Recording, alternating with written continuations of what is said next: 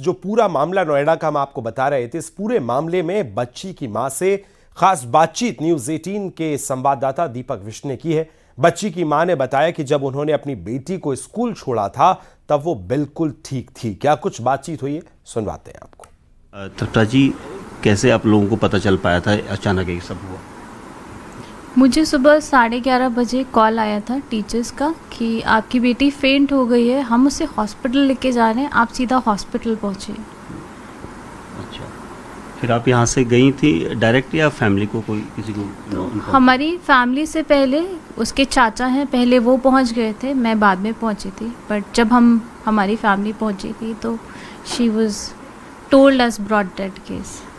आप भी अस्पताल में गई उसके बाद? हाँ जी, मैं थोड़ी देर बाद मैं भी पहुंच गई थी, तब भी हालात तो सेम ही था।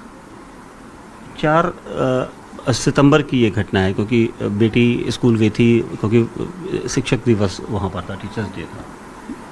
वो टीचर्स डे की सेलिब्रेशन कर रहे थे 4 सितंबर को। अच्छा, पहले दिन कर रहे थे? पहले एक दिन पहले कर रहे थे।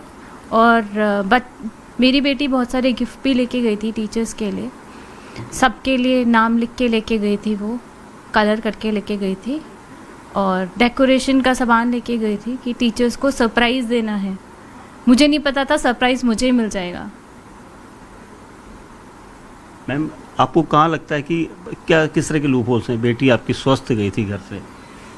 सर, लूप होल्स तो अभी फाइंड आउट करने के लिए मेरी रिक्वेस्ट है, क्योंकि मेरी बच्ची स्वस्थ थी।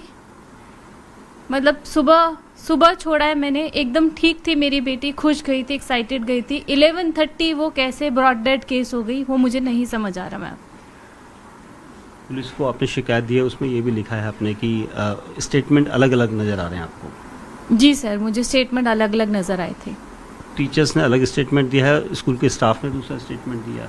सर, मैं ऑलरेडी इस चीज़ पे डिस्कस कर चुकी हूँ, मुझे और स्टेटमेंट्स पे बात नहीं करनी। आप क्या चाहती हैं अब? मैं चाहती हूँ कि एक सच सामने आए कि हुआ क्या है और मुझे दिखाया जाए कि आखिरी कुछ घंटों में मेरी बेटी क्या कर रही थी, किसके साथ थी, उसके साथ क्या हुआ है और what is the reason for her death. I just need the truth. बिल्कुल।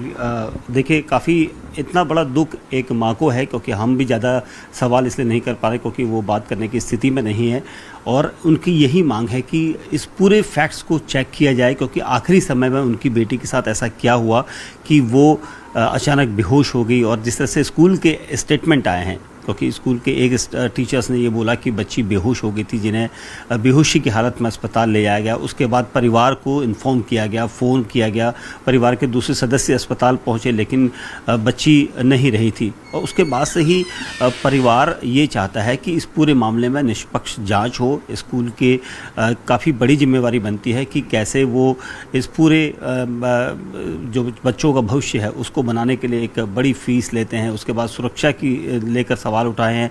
हमने खुद देखा था कि तृप्ता जी ने अपनी एप्लीकेशन में स्कूल को ये भी लिखा है कि स्कूल के अंदर ट्रीटमेंट एकदम से देने के बजाय अगर वो बाहर हॉस्पिटल जल्दी लेकर जाते तो शायद बच्ची को एकदम से रिस्पांस मिलता, लेकिन स्कूल के अंदर बच्चे लेकर गए। तो कई सारी चीज़ें इन्होंने यहाँ पर की हैं। हालांकि पोस्टमार्टम के बाद विस्तार रिपोर्ट आनी है और सीसीटीवी फुटेज को लेकर यहाँ पर बात की गई है। आपको सीसीटीवी फुटेज दिखाया था क्या मैम?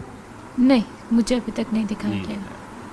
देखिए, अभी सीसीटीवी फुटेज भी नहीं दिखाया गया। हालांकि परिवार की मांग है कि उनको निष्पक्ष यहाँ पर जांच चाहिए, एक न्याय चाहिए मां को, और इसीलिए ये परिवार यहाँ पर न्याय की गुहार कर रहा है। कैमरामैन नीरज तिवारी के साथ दीपक बेस्ट, न्यूज़ 18 इंडिया, नोएडा। नोएडा से खबर जहां छात्रा की मौत के मामले में बड़ा खुलासा हुआ है। शुरुआती रिपोर्ट में ब्रेन हेमरेज से मौत की बात सामने आई है। ये बड़ी खबर हम आपको बता रहे हैं। देखिए, पूरे मामले में अभी आपने जो बच्ची है छात्रा, उसकी मां की बातें सुनी, वो किस तरह से बात कर रही है, लेकिन अब रिपोर्ट में ब्रेन हेमरेज की बात सामने आ रही है।